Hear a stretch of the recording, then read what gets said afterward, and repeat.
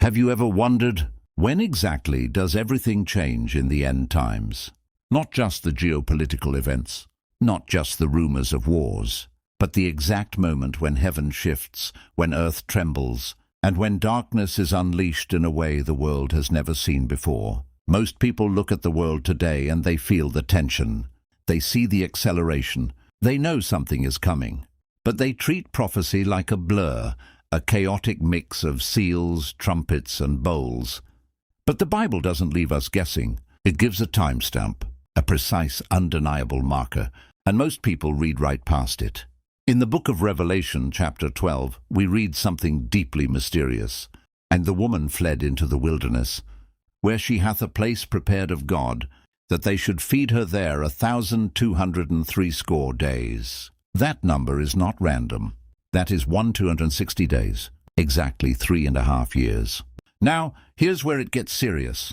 If you've studied prophecy, you've likely heard of the tribulation as a 7-year period. The prophet Daniel spoke of this final week of years. But Scripture divides this 7-year timeline clearly, perfectly and violently into 2 halves. The first 3.5 years and the last 3.5 years. And right in the middle, at the exact dividing line of human history's final chapter, something explosive happens. To understand the magnitude of the midpoint, you have to understand how those first 3.5 years begin. The world won't plunge into the tribulation screaming. It will walk into it cheering. The Bible tells us that this 7-year countdown starts with a covenant, a treaty, a false peace. A leader will rise, a man of sin, the Antichrist, and he will offer the world exactly what it has been begging for: stability, economic resolution, political harmony, a temporary sigh of relief in a world that has been exhausted by chaos. For the first 1,260 days, deception will be the primary weapon. The world will think it has finally solved its own problems. They will say, peace and safety. But the Apostle Paul warned that when they say, peace and safety, sudden destruction comes upon them. The first half of the tribulation is the setup. It is the bait. It is the calm before the cosmic storm. But then the clock strikes the middle. Day 1260, the tipping point. Right in the middle of this 7-year period, a war breaks out. But it doesn't start on earth. It starts in heaven. Revelation 12 says, and there was war in heaven. Michael and his angels fought against the dragon, and the dragon fought and his angels. Listen to me carefully. This is not symbolic. This is not a poetic metaphor for good and evil. This is a real, literal, violent clash in the unseen realm. Michael the archangel, the defender of God's people, going head-to-head with the dragon, Satan himself. And the result. And the great dragon was cast out, that old serpent, called the devil and Satan, which deceiveth the whole world. He was cast out into the earth, and his angels were cast out with him. Satan is cast down to the earth, not roaming the heavens anymore, not standing before the throne as the accuser of the brethren, but confined, restricted, quarantined here, to this planet. Now pause and think about the weight of that. Before this exact moment, evil has access. It operates across realms. After this moment, evil is trapped.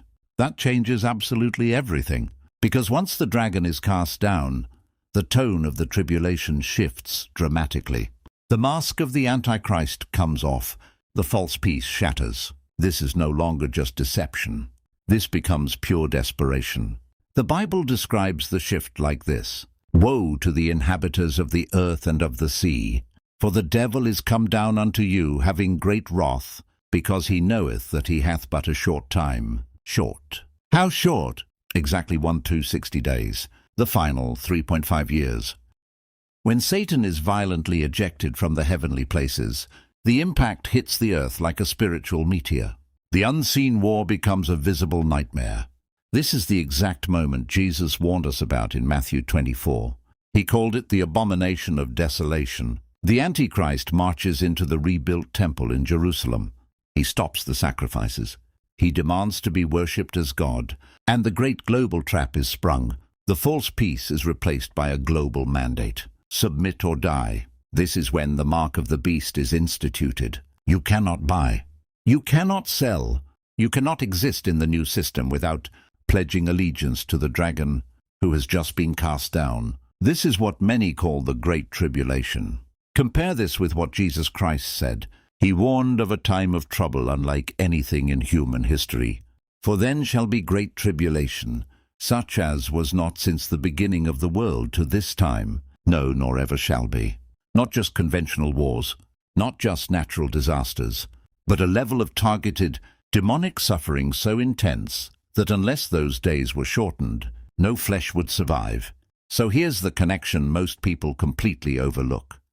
The 260 days in Revelation 12 is not just a passing detail, it's a clock, a divine countdown that begins the second Satan hits the earth, which means the midpoint of the tribulation is not quiet. It is violent. It is cosmic. It is the ultimate turning point of human history. From that moment forward, the world enters the darkest chapter it has ever known. Imagine living in a time where evil is absolutely unrestrained by heaven, where deception is stronger, where pressure is greater, where fear is the atmosphere you breathe, and where hope to the natural eye seems entirely extinct.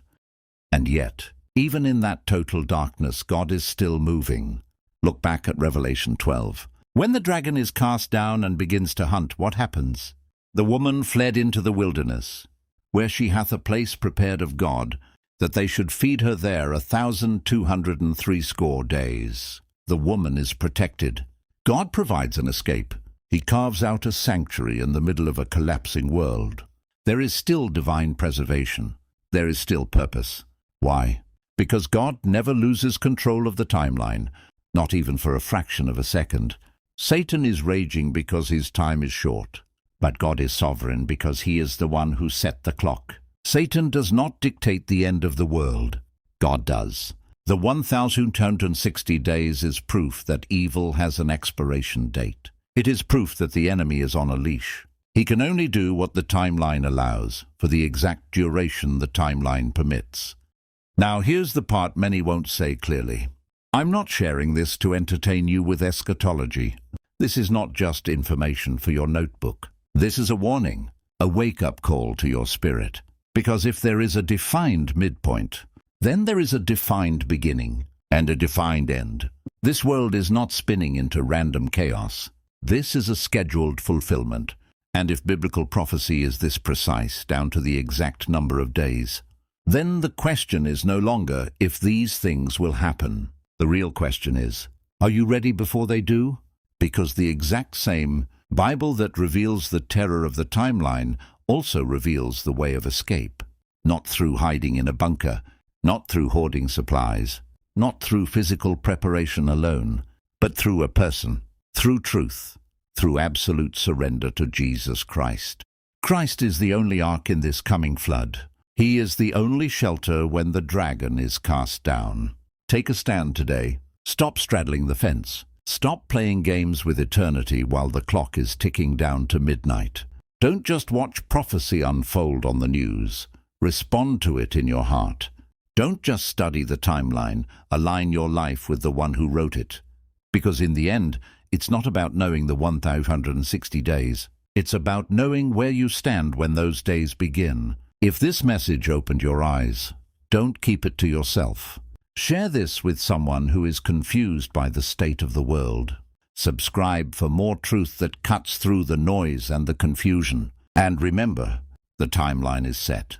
The clock is ticking, but your decision still matters. Make it today.